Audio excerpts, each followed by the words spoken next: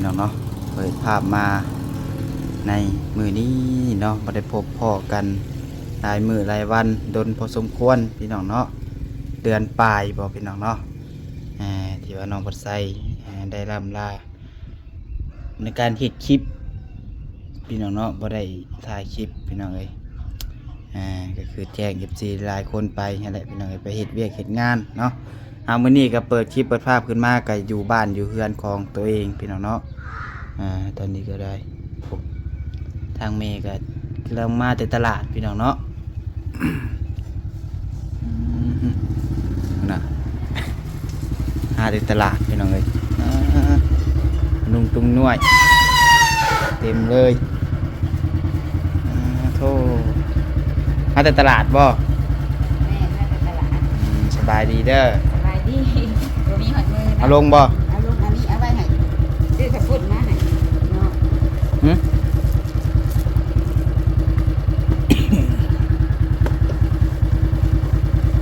เบิ่งแต่ละมื้อพี่น้องเนาะน้ำมาให้ไปตลาดปกตินี่บางมื้อนี่ก็มัดใส่ทางหลังพร้อมแม่กันนั้นอยากกระแบ่งเอาอันนี้เขาบอกกินดอกผักเอาไปห้านบ่เอาไปตอนเที่ยงยังสิไปนั่นอยู่ได้ไปถ่ายคลิปอยู่นี่เอาไปก็ได้ถ่ายหนังบ่ายโมงไปเพิ่งถ่ายหนังเอาไปเลยก็อย่าแล้วเท่านั้นมื้อแรกยังสิไปล้างเรามีเวียกกระซอยล้างมันแล้วล้างก็ล้างถ้วยล้างบวกกินคือไปซอยมื้อแรงจังสิล้างมื้อแรงจังสิไปล้างถ้วยซะแบ่งกินเลยแล้วพักให้มันบ่กินไปแล้วโอเคแบ่งเอาแนวละน้อยแล้วติ๊บข้าวไปใส่ข้าวอยู่ไหนนี่แหละเบรกกับติ๊บแล้วก็อยากอยู่ด้านอีกมันเบิดประหยัดย่านน้ำมันมันเบิดก็พอแบ่งนี่นะคะแน่พี่น้องเนาะโง่ก็โง่ยากสิลำบากแน่พี่น้องเนาะแนวมีรถใหญ่คือหมู่พี่น้องเอ้ย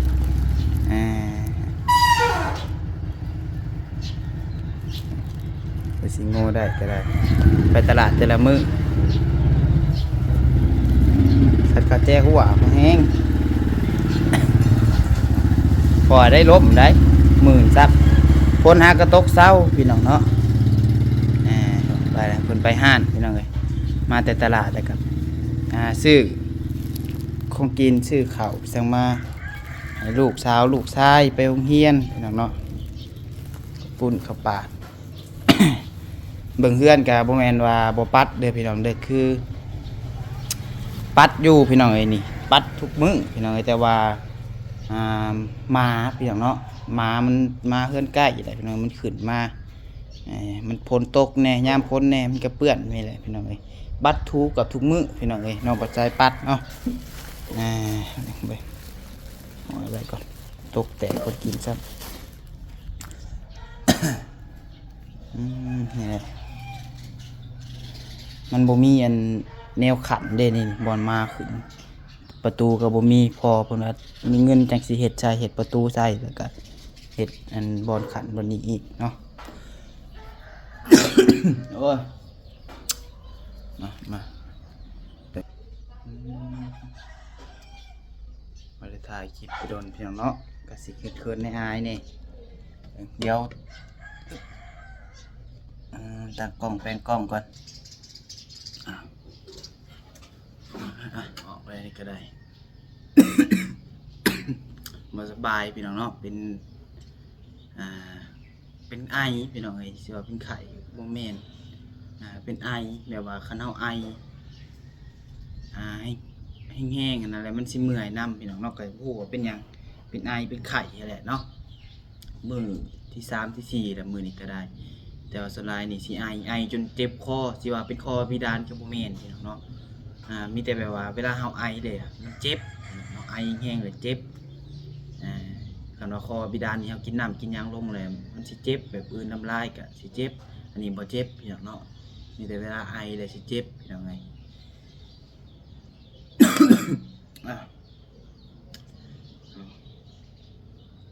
ก่อนเดินเบิดกราบทักทายสบายดีสวัสดีพ่อแม่พี่น้องสบายดีป้าลุงและ FC เบิดสุขสู่คนพี่น้องเนาะว่าสิอยู่ฝั่งลาวฝั่งไทยและก็อยู่ทางต่างประเทศพี่น้องเอ้ยก็ยินดีต้อนรับเข้าสู่ช่อง YouTube น้องปัดไซ Channel อีกคือเก่าเนาะพี่น้องเนาะเอาพบพ่อกันในมื้อนี้ก็ได้พี่น้องเอ้ยก็มีหลายเรื่องหลายราวพี่น้องเนาะก็สิมาเล่ามาบอกพ่อแม่พี่น้อง FC นำกันพี่น้องเนาะบ่ได้ดมกันดนพี่น้องเอ้ยเนาะบ่ได้ลงคลิปเป็นเดือน2 เดือนก็ให้แม่เพิ่นสานต่อพี่น้องเอ้ยแม่เพิ่นก็ไปถ่ายคลิปเนาะตลาดตะลีหั่นแหละพี่น้องเนาะก็เลี้ยงซ่องไว้ว่าง่ายๆก็เนาะพอซ่องบ่ปิดระงับพี่น้องเอ้ย FC หลายคนก็สิงงแล้วว่าเนาะน้องปัดไซมาวันนี้คือเห็นอยู่เฮือนคือเก่าว่าเนาะตอนไปพอน้องปัดไซก็บ่ได้ถ่ายคลิปถ่ายหยังตอนไปเนาะที่แรกว่าสิถ่ายพี่น้องเอ้ยแต่บัดนี้ลืมมันแบบว่ามือไปเนี่ยก็ออกจากบ้านนี่ออกจากเฮือนนี่ก็8 โมงไปขึ้นรถเมล์อยู่คิวทางแบงพี่น้องเนาะก็9 โมง9 โมงครึ่งกับ10 โมงไปเลยขึ้นรถเนาะขึ้นรถเนาะคาสิโนแต่พี่ก็ฮอดเวียงไปฮอดเวียงพี่น้องเนาะก็พอดี8 โมงเช้าพี่น้องนั่งรถ12-13 ชั่วโมงนั่งรถนะนอนไปแม่นนั่งนอน ที่แรกว่าสิถ่ายไปตั้งแต่พี่แหละบ่ได้ถ่ายตั้งแต่ตอนเก็บเครื่องน้อยๆอะไรเป็นว่าถ่ายแต่เก็บเครื่องอยู่เพื่อนว่าสิถ่ายต่อตอนขึ้นรถนั่นนี่บ่ได้ถ่ายเลยลืมเลยเนาะ โอ้ยอันนี้ก็ติดซะเหื่อออกเป็นอะไรคนเหื่อลายเนาะติดตอนนอนก็ยังออกเอาเข้าเรื่องกันเลยเพียงเราคือเป็นอย่างน้องปัดไซคือกลับมาบ้านเพียงเนาะก็คือว่าน้องปัดไซไปเฮ็ดงานอยู่บ่อแก้วเพียงเนาะก็อยู่แหละต่างแขงพี่น้องบางคนก็ว่าน้องปัดไซไปต่างประเทศบ่คือว่าแนวใดคือว่าเห็นขี้หยอกขี้ย่นว่าน้องปัดไซอาจอัพรูปลงเฟซพี่น้องเนาะเอาตัวรูปลงเฟซพี่น้องเลยตอนไปก็ขี่ย่นไปพี่น้องเนาะบ่อแก้วก็ค่าย่นก็2 ล้านปลายพี่น้องเอ้ยเดี๋ยวตัวนั้นเดี๋ยวสิไล่ว่าให้ฟังตำลังพี่น้องเนาะเอาตัวว่าไปเฮ็ดเวียกนี่ก่อนคือน้องปัดไซก็ไปเฮ็ดเวียกอยู่พุ่นพี่น้องเนาะก็อยู่บ่อแก้วอะไรพี่น้องไปเฮ็ดร้านอาหารพี่น้องเอ้ยเนาะไปอยู่นำคนรู้จักนี่แหละพี่น้องเอ้ยนำเอื้อยนำหยังนี่แหละเนาะเมื่อยน้ำอ้ายคนรู้จักกันนี่แหละพี่น้องเอ้ยก็ไปอยู่ร้านอาหารเนาะแต่บัดนี้น้องปัดไซไปอยู่ได้ก็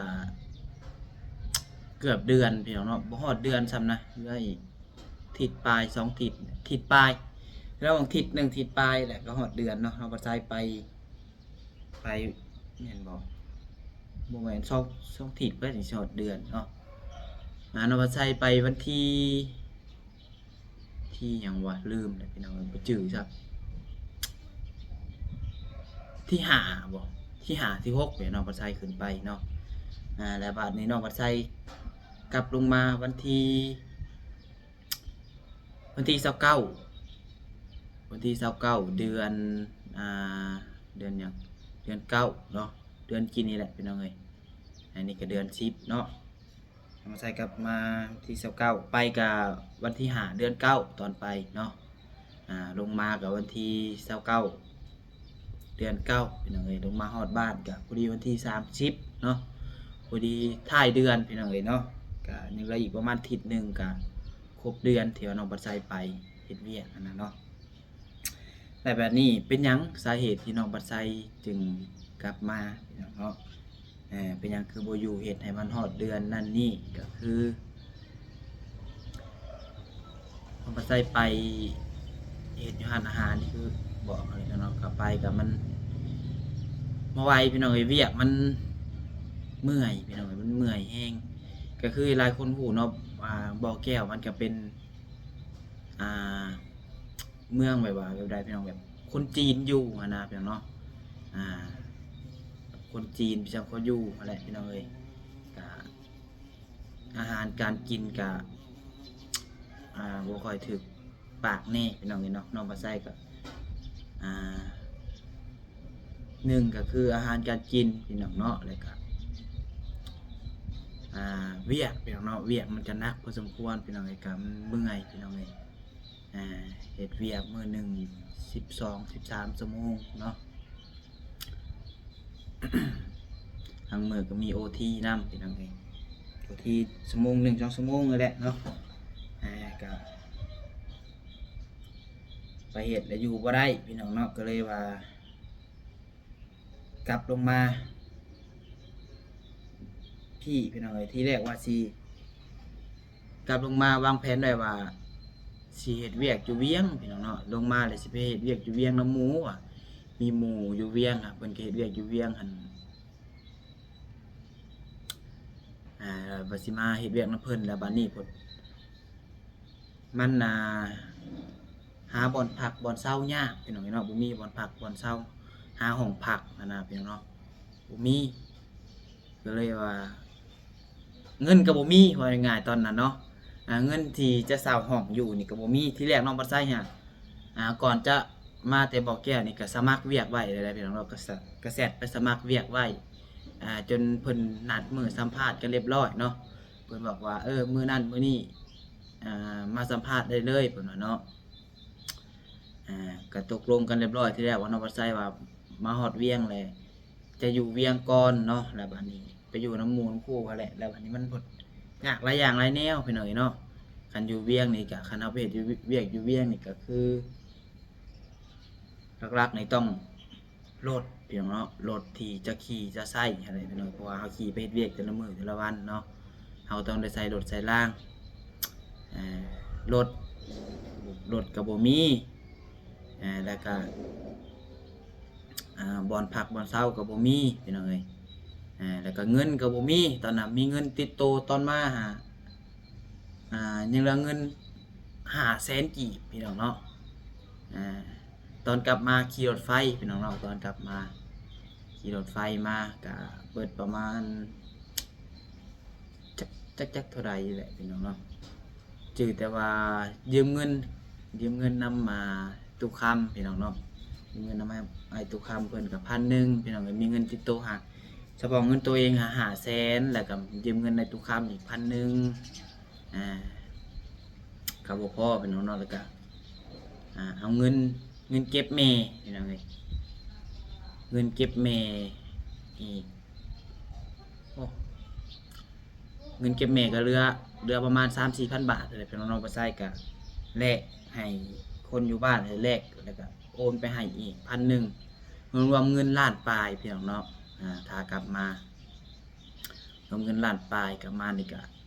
พอดีฮอดเวียงเรื่องเงินประมาณ 4-5 แสนแล้วก็นี่ว่าสิถ้าสมัครเวียกนั่นแหละแล้วพดหมู่ว่ามันยากแน่ว่ามึงสิไปสมัครแนวใดมึงมีรถบ่วะรถนี่ก็บ่มีเพราะหมู่ที่ว่าเพิ่นนั้นอยู่เวียงหั่นก็เพิ่นหากะมาเฮ็ดเวียกคือกันเพียงเนาะเพิ่นก็อาศัยแบบว่าอยู่นำหมู่เพิ่นอีกหมู่ต่อหมู่นะเพียงเนาะเพิ่นก็อยู่นำหมู่เพิ่นอีกมันบ่ใช่ก็บ่รู้จักคือเพิ่นดอกพุ่นน่ะเนาะหมู่นั้นก็เป็นผู้หญิงหมู่เพิ่นก็ได้เนาะแล้วนี่มันยากหลายอย่างพี่น้องก็เลยมันบ่ใช่ก็เลยว่าอย่าแล้วว่ะเดี๋ยว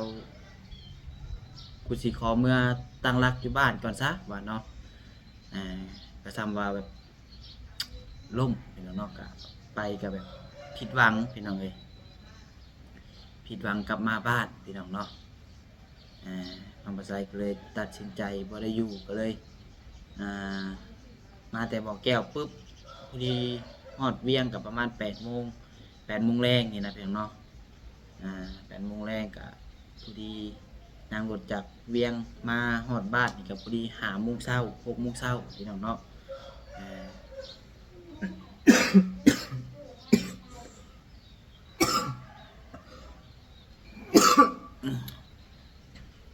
มาก็ได้2 อาทิตย์อะไรแบบเนาะ2 อาทิตย์ปลายมาตั้งแต่วันที่29-30อันนี้ก็วันที่16เลยเนาะวันที่16พี่น้องเองภาษีอัดคลิปบอก FC มื้อใดก็บ่ได้อัดยากพี่น้องราคาเวียกแม่แล้วก็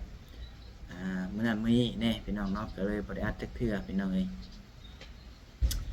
มามื้อนี้ก็มีโอกาสอยู่เฮือนแน่พี่น้องเนาะก็เลยว่าเอาแจ้งบอก FC นำกันพี่น้องเนาะสรุปง่ายๆคือน้องบ่ใจไปเฮ็ดเวียกก็ผิดหวังพี่น้องเนาะผิดหวังกลับมาพี่น้องเอ้ยก็บ่สมหวังก็รวมๆเงินที่น้องปัจจัยเอาไปนะพี่น้องเนาะคือเงินน้องปัจจัยเองก็เงินเก็บส่วนตัวก็10,000 กว่าบาทพี่น้องเนาะ10,000 กว่าบาทก็เบิดพี่น้องเอ้ยเงิน10,000 กว่าบาทซื้อเพราะว่าซื้อเครื่องซื้อของไปพุ่นก็หลายอย่างหลายแนวเครื่องใช้เครื่องซอยเฮาหั่นแหละพี่น้องเนาะแล้วก็แม่ซื้อให้นํอีกเงินแม่อีกจักเท่าใดก็บ่ฮู้พี่น้องเอ้ยแล้วก็ยืมเงินแม่อีกพี่น้องเอ้ยเนาะค่ามากอะตอนไปก็ยืมน้ำพี่น้องเอ้ยตอนอยู่พุ่นก็รวมยืมแม่ก็เกือบ20,000 ปลายพี่น้องเนาะที่ว่าน้องไปใส่เอาเงินเก็บของแม่นี่ไปใส่ก่อนนะพี่น้องเอ้ยแต่ตอนนี้ก็คือเป็นหนี้แม่พี่น้องเอ้ยเนาะกลับมาแบบผิดหวังแล้วก็ยังเอาหนี้มีหนี้มาพร้อมพี่น้องเนาะแบบมาแบบบ่สมหวังก็ยังมีหนี้มาพร้อมพี่น้องเอ้ยแต่ก็ยังคล้ายที่ว่าเป็นหนี้พอหนี้แม่ตัวเองพี่น้องเนาะมันก็บ่ภูมิใจปานใดพี่น้องเอ้ยแต่ก็ว่าง่ายก็ยังดีที่ว่าพ่อแม่เพิ่นก็ยังพอมีแบบซอยเฮาหั่นน่ะพี่น้องเนาะถึงเพิ่นสิมีบ่หลายแต่ก็ซอยเฮาได้อยู่หั่นน่ะพี่น้องเอ้ยน้องปัสไสก็จดไว้อยู่พี่น้องตัวที่อันใดที่ติดแม่หั่นน่ะพี่น้องเนาะเงินที่ยืมเพิ่นไปก็ผู้ใดหาเงินหาคำได้ผู้ใดจังสิใช้ว่าเนาะเพราะว่านี่โทรศัพท์นำที่ว่าน้องปัสไสยืมไปซื้อโทรศัพท์ที่แรกว่าจะเฮ็ด YouTube อะไรเนาะยืมไปซื้อโทรศัพท์อีกก็10,000 กว่าบาทพี่น้องเนาะแล้วก็ทางค่าเดินทางนั่นนี่ก็20,000 ปลายพี่น้องเนาะติดหนี้แม่พี่น้องรวมๆน้องปัสไสจังว่าไปเที่ยวพี่น้องเนาะออกไปหาประสบการณ์พี่น้องประสบการณ์ก็ยามันแต่ถือว่าเป็นบทเรียนพี่น้องเนาะก็ลืมบอกสาเหตุที่น้องปัจจัยกลับมาเนาะคือมันเมื่อยแล้วก็อยู่บ่ได้ย้อนว่าเจ้านายพี่น้องเนาะนายบ่ดีแน่พี่น้องเนาะเจ้านายบ่ดีก็เลยว่ากลับมาพี่น้องเอ้ยที่แรกหาบอลที่ว่าน้องปัจจัยก็ทำเรียดแล้วว่าบอลอยู่บอลยังนี่ก็เจ้านายเพิ่นก็ดีอยู่บ่เนาะก่อนสิไปเพิ่นก็ว่าดีอยู่เพิ่นก็ว่าเนาะแล้วบัดนี้พอน้องบ่ใส่ไปปุ๊บเพิ่นขายหุ้นเนาะเพิ่นขายหุ้นขายกิจการนี่ให้กับอีกผู้หนึงให้คนใหม่เนาะแต่บัดนี้เจ้านายคนใหม่เพิ่นบ่ดีพี่น้องเนาะเพิ่นเฮ็ดแบบคุมเฮาโพดแบบกดดันเฮาโพดแบบน้องบ่ใส่ก็เลยแบบไปก็ถึกช่วงอีหลีว่าว่าถือแบบจังว่าแบบถือเจ้านายบ่ดีแน่เวียกก็เมื่อยแน่หลายอย่างหลายแนวพี่น้องเนาะก็เลยว่าตัดสินใจกลับมาพี่น้องเนาะอยู่บ่ได้พี่น้องก็สิประมาณนั้นแหละพี่น้องเนาะก็คือสรุปก็คือมาแบบบ่สมหวังเนาะก็วางแผนไว้หลายอย่างพี่น้องเนาะว่าสิไปหาทุนหาฮ้อนเลยกลับมาสิมาเฮ็ดYouTube มานั่นนี่นั่นแหละพี่น้องก็หลายอย่างหลายแนวแต่มันก็ผิดหวังบ่สมหวังเฮาก็แถมมากับมีหนี้มีสินนี่พี่น้องเอ้ยแต่ก็ยังดีที่ว่าเป็นหนี้แม่ตัวเองนั่นแหละเนาะแต่ก็บ่เป็นหยังพี่น้องเนาะก็ถือว่าประสบการณ์พี่น้องเอ้ยประสบการณ์ของเฮาพี่น้องเนาะแต่กลับมาบ้านก็มีข่าวบ่ดีอีกพี่น้องเนาะก็คือหลานสาวพี่น้องเนาะหลานของน้องปัดไส้นี่แหละพี่น้องเอ้ยก็ได้เสียพี่น้องเนาะเพิ่นก็บ่สบายพี่น้องเป็นไข้นี่แหละเนาะเป็นไข้แล้วเพิ่นซอกพี่น้องเอ้ยกำลังเป็นตาแพงคนก็ได้กำลังครบรอบวันเกิด3 ปีพี่น้องเนาะ3 ปีกับ1 เดือน แล้วบัดนี้เพิ่นเป็นไข้พี่น้องเนาะเพิ่นเป็นคนแบบว่าว่าอะไรมีพยาธิปัญญาอย่างเนาะ เดือนหนึ่งนี่เพิ่นสิขายอยู่2-3เทื่ออาทิตย์ละเทื่อว่าซั่นซะเนาะเป็นคนขี้ไข่พี่น้องแต่วันนี้เทื่อนี้นี่ถือว่าหายแห้งสุดพี่น้องเนาะเพิ่นก็ไข่และซอกพี่น้องเนาะเอานำบ่ทันเดี๋ยวน้องปลาทรายจะขึ้นรูปให้เบิ่งเนาะพี่น้องเนาะผู้ร้านผู้ที่เพิ่นเสียหั่นแหละพี่น้องเอ้ยเพิ่นเสียมื้อนี้ก็เป็นมื้อที่3แล้วเนาะตอนที่ว่ามื้อเพิ่นเสียก็วุ่นเลยพี่น้องเนาะก็บ่ได้ถ่ายคลิปถ่ายหยังกับอีกอย่างก็มันจะสิถ่ายได้พี่น้องเนาะบ่ได้ถ่ายนั่นเองตอนที่ว่าเอาไปพังไปปงนั่นแหละพี่น้องเนาะมีส่งสการก็ได้ส่งสการวันคารมื้อนี้ก็วันหยังวันพฤหัสมื้อนี้เนาะมื้อที่2มื้อที่3พี่น้องเอ้ยก็สูญเสียทั้งลานไปเฮ็ดเวียกกับผิดหวังบ่ได้เงินได้คำพี่น้องเนาะบ่ได้หยังเลยตอนน้องปัดชัยกลับมาก็เนาะเพิ่นก็บ่ได้ให้ว่าเฮาเฮ็ดเวียกเท่านี้มื้อก็เพิ่นบ่ได้ให้พี่น้องเอ้ยถือว่านักพอสมควรเดือน2เดือนนี่มาเนี่ยพี่น้องเนาะเดือน9กับเดือน10เดือนมาเดือน10ก็สูญเสียลานเดือน9ก็ไปเฮ็ดเวียกก็บ่ได้เงินได้คำพี่น้องเนาะแต่ก็อีตนผู้เป็นพ่อเป็นแม่อะไรแบบเนาะผู้ที่เป็นพ่อที่ว่าเพิ่นสูญเสียลูกเพิ่นไปอะไรเป็นหลานของน้องปัดไซแบบเนาะพ่อของเพิ่นก็ฮากาเซียพี่น้องเนาะพ่อของอันพ่อน่าจะสิว่าได้เป็นปู่เนาะปู่ของร้านน้องปัดไซฮากาเซียได้ประมาณ 2-3 มื้อแล้วบัดนี้ร้านน้องปัดไซก็เสียอีกพี่น้องเนาะผู้ที่เพิ่นเป็นพ่อมาแล้วเป็นพ่อเป็นแม่อะไรเนาะก็สิอีตนมรสุมชีวิตนั่นแหละพี่น้องเอ้ยสุดสิอีตนพี่น้องเนาะเสียทั้งพ่อเสียทั้งลูกพี่น้องเอ้ยเพิ่นนี่แหละเพิ่นว่าเนาะความตายแขนคอถูกบาดย่างพี่น้องเนาะตื่นขึ้นมาเห็นหน้าจังหวะยังเพิ่นว่าฉะนั้นแล้วคนเฮาก็ใช้ชีวิตแต่ละมื้อเอาตัวรอดแต่ละมื้อนี่ก็ถือว่าเก่งแล้วเนาะน้องปัจจัยก็บ่ฮู้ว่าคนเฮาสิอยู่ได้ฮอดมื้อใดพี่น้องเอ้ยบ่ว่าสิผู้น้อยผู้เฒ่าก็บ่มีไปฮู้อนาคตเนาะคือร้านน้องปัจจัยก็3ปี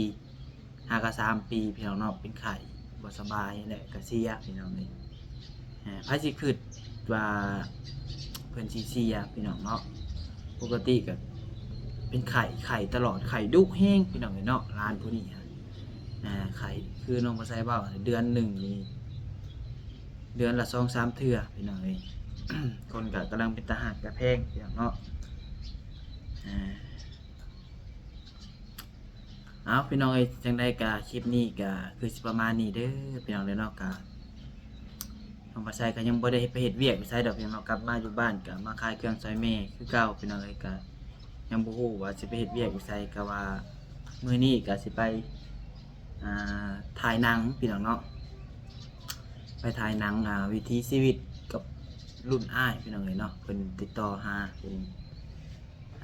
ไปเป็นนักแสดงนี่แหละพี่น้องเอ้ยเพิ่นสิเฮ็ดหนังแล้วก็ส่งเขาประกวดพี่น้องเนาะ